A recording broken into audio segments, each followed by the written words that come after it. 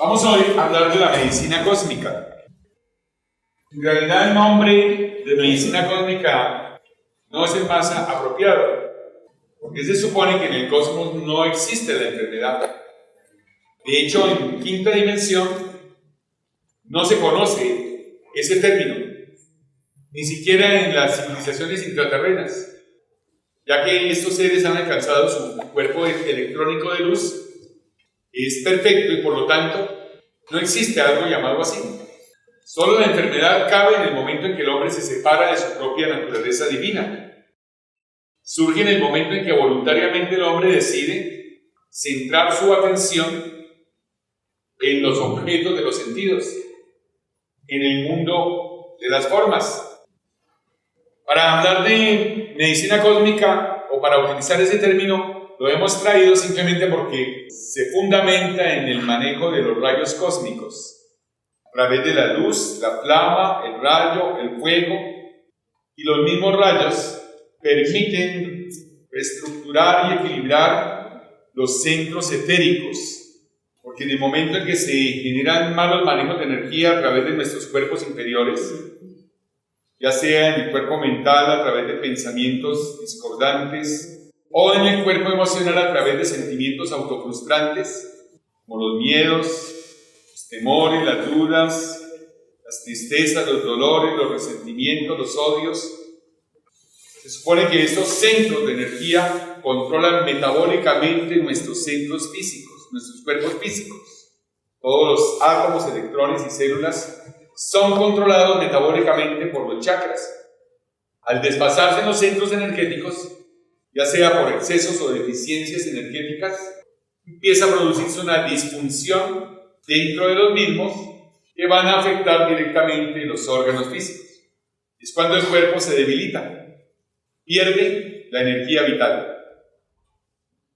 Hay muchas causas de enfermedad, pero básicamente se habla de tres tipos de enfermedad. La curación es la ciencia del amor, es la ciencia de la cohesión. El éxito en un proceso de sanación se basa precisamente en eso, a través del efecto del amor divino. La intención de ver a la otra persona sana o de sanarnos a nosotros mismos. En el trabajo de curación, el hombre debe conceptualizar y aceptar, pensar y sentir a Dios siendo el hacedor, el hacer y el hecho. Esa es la base de todo. De hecho, no somos sanadores, somos instrumentos de sanación. Hablábamos de tres tipos de enfermedad. La primera, las enfermedades del espíritu. Como tal, el espíritu jamás enferma, pero es una manera de llamarlo así. ¿Cuáles son esas enfermedades del espíritu? La lasitud, la indolencia, la pereza, la indiferencia, el prejuicio, el fanatismo. Dentro de los llamados pecados capitales, el más grande de todos, es la pereza, la madre de todos los vicios.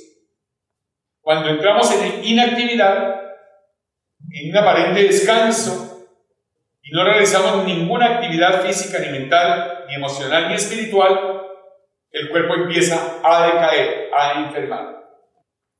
También están las enfermedades de la mente. ¿Cuáles son?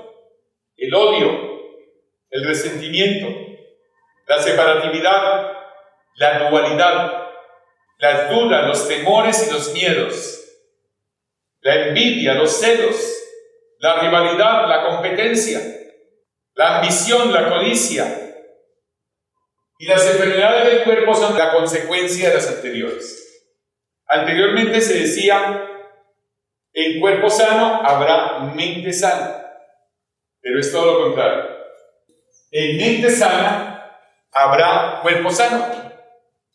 Si nuestras mentes están ocupadas, cultivadas adecuadamente, pues nuestro cuerpo funcionará adecuadamente. Si nos quedamos inactivos, caemos en el ocio, en la lasitud, comienzan a salir todas las formas de pensamiento, toda la basura del subconsciente, y comenzamos a crear como una especie de video, de película. fulanito no me quiere. Pasé mi hoja de vida, seguro que me la van a rechazar. O aquella persona está mirándome mal. Comenzamos a inventarnos una serie de situaciones pensando que las personas están interesando en nosotros cuando cada uno tiene sus propios problemas, sus propios conflictos. Cada uno es responsable de su juventud o de su decrepitud. Es responsable de la alegría o la tristeza, de la salud o de la enfermedad. No hay agentes externos que nos enfermen, somos nosotros mismos. Pero es que fulano de tal me dijo. El problema no es que alguien me haya dicho, sino que yo haya aceptado. La autosugestión es uno de los mecanismos más potentes para obtener enfermedad o salud, riqueza o pobreza. De hecho, la pobreza es uno de los mayores lastres de enfermedad que hay en el mundo. ¿Y cómo surge la pobreza? A través de sentimientos de carestía, sentimientos de escasez, sentimientos de miseria. Y nuestros sentimientos o emociones contienen el 95% de la energía vital. Y esos pensamientos se derivan de esas emociones. Pensar es crear. Allí donde está tu pensamiento, allí estás tú. En eso en que tú piensas, en eso te conviertes. Y si la persona se entrena en ideas de pobreza, de miseria o de enfermedad o de dolor, pues eso mismo es lo que va a generar en su propio mundo. Un cuerpo sano solo se puede alcanzar ese estado con pensamientos, sentimientos, palabras habladas, acciones de una vibración de salud. Es decir, pensamientos, sentimientos, palabras y acciones positivas. Pensar es crear. El pensamiento es el principal instrumento de la mente. Los pensamientos tienen forma, tienen color, tienen duración y viajan a determinadas velocidades. Pensamientos positivos poseen colores dinámicos, vibrantes, colores vivos. Pensamientos negativos tienen colores oscuros, negros, cafés, rojos oscuros. Las formas de los pensamientos positivos son hermosas, radiantes, de gran belleza, mientras que los pensamientos negativos son formas oscuras, grisáceas, de forma desagradable. De igual manera, los pensamientos positivos viajan a grandes velocidades, mientras que los pensamientos negativos son muy lerdos y normalmente se quedan con nosotros.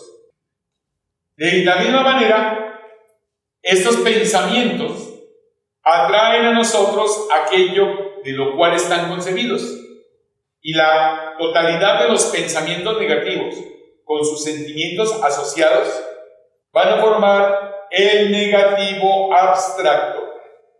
Ese negativo abstracto, en cuarta dimensión, es la causa de las plantas venenosas, de las alimañas, de algunos bichitos, de los virus, de las bacterias.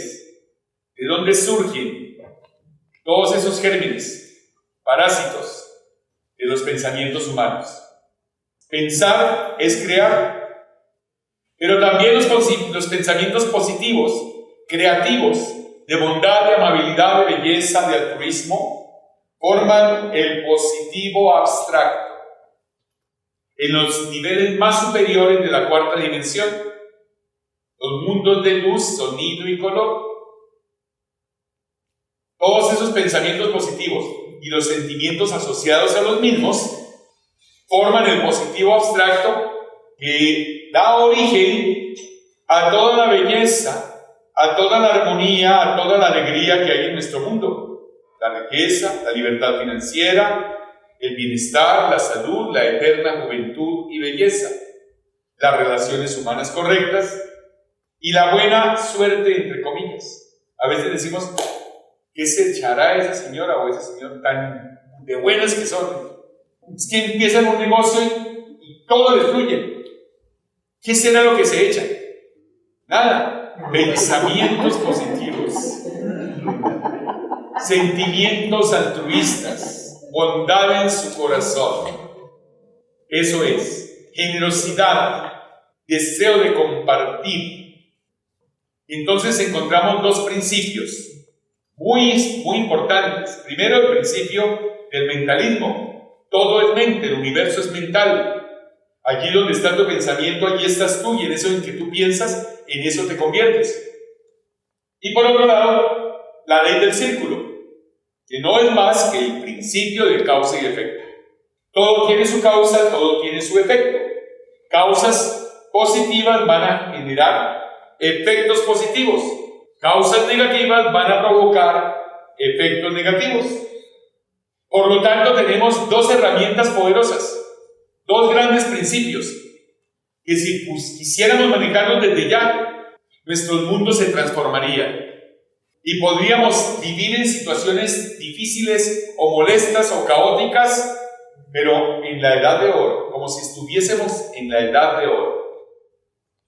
Lo único que se necesita es simplemente dar un salto cuántico, simplemente darle la vuelta a la medalla.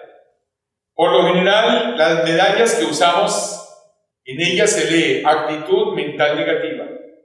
Démosle la vuelta a la medalla. Actitud mental positiva. Si aparecen pensamientos o palabras negativas, porque ya hemos entrenado a nuestras mentes, especialmente al subconsciente, en la repetición de esos pensamientos negativos, simplemente podemos retractarnos en ese momento, negar aquella afirmación, aquel pensamiento o aquel sentimiento y reemplazarlo por una palabra positiva, por un pensamiento elevado, por una idea de grandeza, de belleza y de perfección, y poco a poco esos paradigmas que generaban limitación en nuestras vidas, tropiezos, enfermedades, escasez de recursos, comenzarán a cambiar en virtud del principio de causa y efecto. Ese principio de causa y efecto se le conoce también como la ley del boomerang, la ley del círculo, ley de la rueda o la ley del karma. Pero el karma no premia ni castiga. Puede ser karma de mérito o karma de demérito. Si se sufre en la vida es porque tenemos una gran sustancia de demérito creada por nosotros mismos. Si se goza en la vida es porque hemos acumulado una gran sustancia de mérito o karma positivo. ¿Y de dónde surgen esos karmas? De nuestros pensamientos y emociones. Buenos o malos, igual van a conformar los samskaras o cristalizaciones, las llamadas autoimágenes. Somos magos, creadores, dueños de nuestro propio destino. La situación que vivimos ahora es el producto de todas aquellas creaciones que hemos generado hasta el día de hoy. Pero en un momento determinado podemos estar cansados de eso, que nos afecta, que nos limita, y tomar una actitud diferente. Cada individuo tiene en una parte de su vehículo físico, que es la contraparte del cuerpo etérico, un punto vulnerable, una región vulnerable, debido a las experiencias que se han vivido en el pasado. Por ejemplo, las personas que pasaron por la guillotina durante la Revolución Francesa, una de sus zonas más vulnerables es el cuello, que está relacionado a la glándula tiroides y paratiroides, el centro pituitario. Por eso tienen problemas de metabolismo. Impactaron sus vehículos cuando fueron llevados a la guillotina. También hay personas cuyo lado vulnerable son los ojos. Otras personas, su parte vulnerable son las piernas, debido a un accidente de cualquier tipo, una tortura, qué sé yo. Hay otras personas cuya parte vulnerable es el corazón. Y entonces, ¿qué sucede cuando generamos estrés, tensión, angustia, desesperación, estado de impotencia, que no expresamos, que no liberamos? Inconscientemente llevamos todas esas tensiones, todo ese dolor, toda esa angustia a esa zona vulnerable. Y si nuestra parte vulnerable son las piernas, podemos caer en problemas de nevitis, calambres, debilidad en las articulaciones y las enfermedades autoinmunes, la artritis, la osteoporosis, problemas articulares. Si nuestra parte vulnerable es la región hepatoesplénica, todas las angustias, todos los temores, todas las tensiones que vivimos en el diario vivir, podemos llevarlas allí y vamos a crear bloqueos en los principales canales conductores de la energía, como son el páncreas, el vaso, el hígado, las glándulas suprarrenales, el colon, el intestino delgado. Si nuestra parte vulnerable es el pecho, el corazón, los pulmones, en el momento en que generamos miedos, tensiones, angustias o baja autoestima, pues vamos a provocar problemas de asma, seremos propensos a paros cardíacos. Si la parte vulnerable son los ojos, pues caeremos en problemas de coreoretinitis, glaucomas, cataratas, disminución de la visión, debilidad del cristalino, miopía, etc. Los tumores igual se presentan de la misma manera en esa zona que es muy susceptible y que constantemente la estamos bombardeando, donde se reprimen aquellas emociones. De ahí que la represión no es el mejor remedio para sanar un dolor o una enfermedad. Es mejor la asertividad, es mejor expresar en un momento determinado las cosas, no guardarnos nada, liberar, y a partir de ahora tendremos poderosas herramientas de transmutación, con las cuales podremos en forma fácil, dinámica, liberar todas aquellas creaciones humanas, del presente y del pasado. Actos del pasado, situaciones que generamos en el pasado de manera desafortunada, traumas que despiertan y provocan cicatrices etéricas, personas que impactaron sus vehículos. Por ejemplo, algunas personas fueron llevadas a una mazmorra y terminaron sus días allí hasta morir. Impactaron sus vehículos y por eso ahora sufren de claustrofobia. Personas que fueron lanzadas desde una gran altura, algunos de ellos impactaron sus vehículos y viven una eterna pesadilla. Temen a las alturas, temen subirse a un avión. Personas que sufrieron accidentes, por ejemplo, en un barco o en un avión, le temen a esos viajes marítimos o aéreos. Personas que fueron torturadas, cercenadas en carne viva, donde se les cortaron sus órganos, pueden tener debilidad en sus brazos, en sus dedos, en sus manos, en sus piernas, a causa de esas experiencias vividas en el pasado por la razón que haya sido. Seres de mayor evolución, podríamos citar a algunos de ellos, que fueron llevados a las piras de la Inquisición, como es el caso de Juana de Arco, ni siquiera se vieron afectadas por ello. Juana de Arco murió dignamente en las piras de la Inquisición. No se lamentó por ello.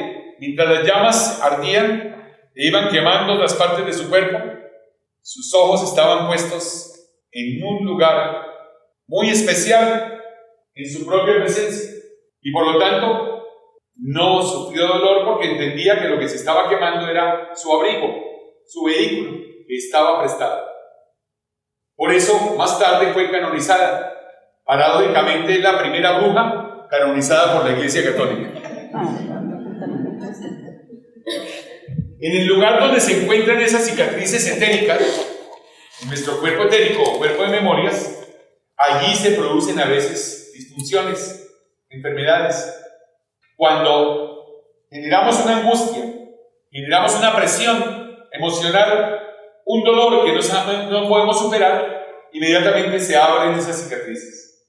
Y al abrirse se puede producir la correspondiente enfermedad porque las células se ven afectadas.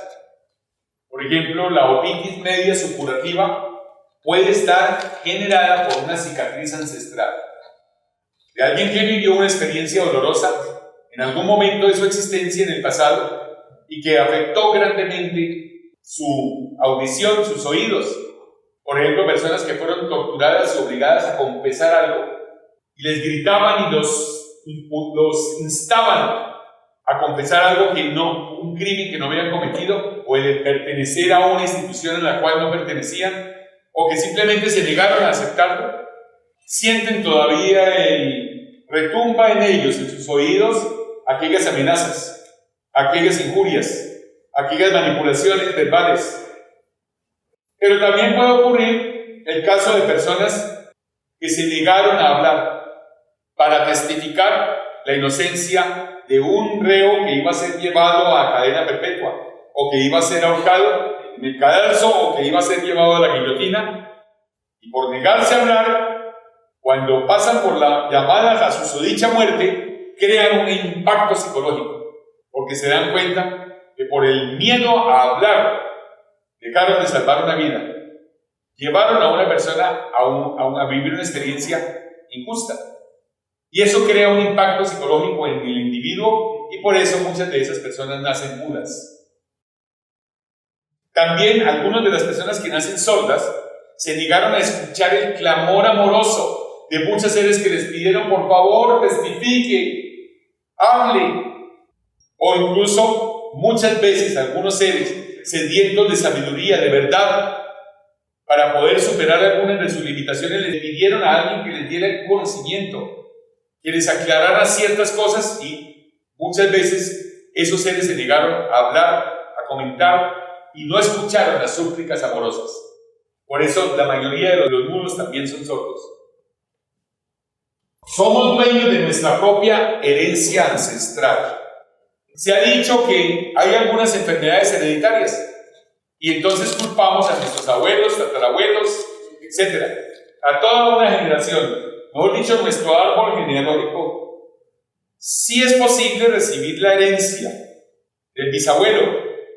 Yo podría traer la enfermedad de mi bisabuelo, si yo fui mi bisabuelo. ¿Está claro? A veces esos grupos kármicos vuelven, renacen en la misma familia, y el tatarabuelo vuelve a nacer con los mismos síntomas. O sea que trae su propia herencia kármica de vida anterior, cuando fue ese personaje a quien sus seres queridos lo llaman el tatarabuelo o el bisabuelo, o incluso el abuelo. Es nuestra propia herencia. No podemos culpar a nuestros padres por lo que traemos. Son cicatrices ancestrales. De hecho, a veces algunos seres pactan venir dentro de una misma familia para pagar un karma común, y todos resultan involucrados en una experiencia común, en una enfermedad común. Por ejemplo, familias de tuberculosis. Digamos que, por ejemplo, en el caso del abuelo, cuyo nieto también tiene la misma enfermedad, ese nieto, que es el mismo abuelo de la generación anterior, se reencarnó ahora en el nieto de quien fuera su abuelo. Ni siquiera lo conoció, no lo pudo haber conocido. Pero comienza un proceso de transformación interna, consciente, y por más que esa enfermedad sea difícil de sanar, se puede sanar. Hay algunas familias cuyos padres, por ejemplo, son drogadictos o alcohólicos, y algunos de los hijos caen en lo mismo. Pero hay algunos que se levantan, que toman una actitud totalmente contraria. Si yo veo que mi padre es alcohólico, pues no voy a caer en el alcoholismo, porque toda mi vida, desde niño, vi la desgracia que vivió ese hombre y la desgracia que le trajo a su propia familia, a mi familia. Pero hay otras personas que no piensan así, sino que caen en la conciencia de la masa, y por repetición, pues, continúan con las mismas adicciones. De hecho, hay casos muy particulares. Por ejemplo, el caso de ese niño que nació de un padre sifilítico, la madre tenía tuberculosis, el hombre era además alcohólico, agresivo, y de ahí surgió un gran compositor de la música, Ludwig van Beethoven. ¿Quién creyera? Cada uno es dueño de su propio destino. Eso demuestra que no dependemos de la herencia paterna o materna. Podemos superar todos esos lastres del pasado. Hay niños que nacen en una familia ignorante. Incluso hay historias muy impactantes, por ejemplo, de la calle a Harvard. Les recomiendo para que vean ese documental en YouTube. De la calle a Harvard. No les cuento la historia ahora para que no pierdan la capacidad de sorprenderse. Pero es una historia totalmente real. Los karmas familiares de los cuales hemos hablado simplemente son pactos que se hacen así para venir todos juntos a partir de un determinado código genético a vivir una experiencia en común. Pero como tal, el karma no premia ni castiga. Es como cuando tratamos de doblar la rama de un árbol para soltarla y al liberarla vuelve otra vez por ley de inercia a su lugar de origen. Asimismo, esas experiencias como la enfermedad son un medio, un camino para superar algunas limitaciones y despertar a nuevas experiencias positivas. De hecho, nuestro cuerpo permanentemente nos está hablando. Si pudiéramos escuchar y poder entender lo que el cuerpo nos quiere decir con algunas de las limitaciones que se generan en él, podríamos encontrar la causa que las produce y corregir la causa de la enfermedad antes que buscar paliativos. Y de esa manera, la enfermedad se convierte en un camino maravilloso para la evolución y para el crecimiento. Y no se debería considerar como un castigo, sino como una oportunidad, como un aprendizaje, como un medio positivo para elevarnos a una conciencia superior.